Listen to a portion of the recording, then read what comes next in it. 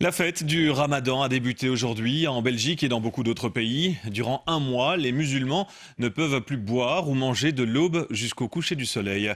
Une fête religieuse que certaines grandes enseignes utilisent à des fins commerciales. C'est un reportage d'Adèle Lassouli et Recep Ametaj. Dans les rayons de ce supermarché en région bruxelloise, on s'est mis à l'heure du Ramadan.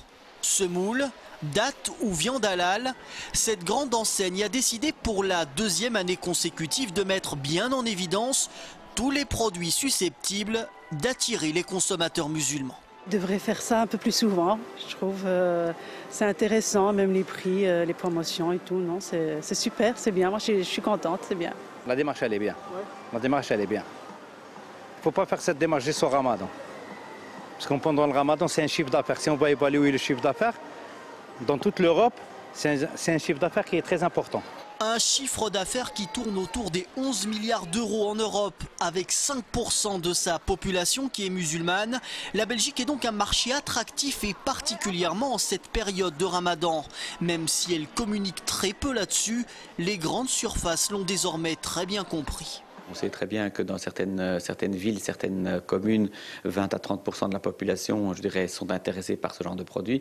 Donc vous voyez directement, si vous multipliez par le nombre de personnes, le type de chiffre d'affaires qui peut être généré par les produits halal. Les supermarchés qui sourient, les forains qui grimacent. Le Ramadan, c'est beaucoup moins de consommateurs sur la fête foraine et donc un manque à gagner. C'est ce qu'on avait constaté l'an dernier.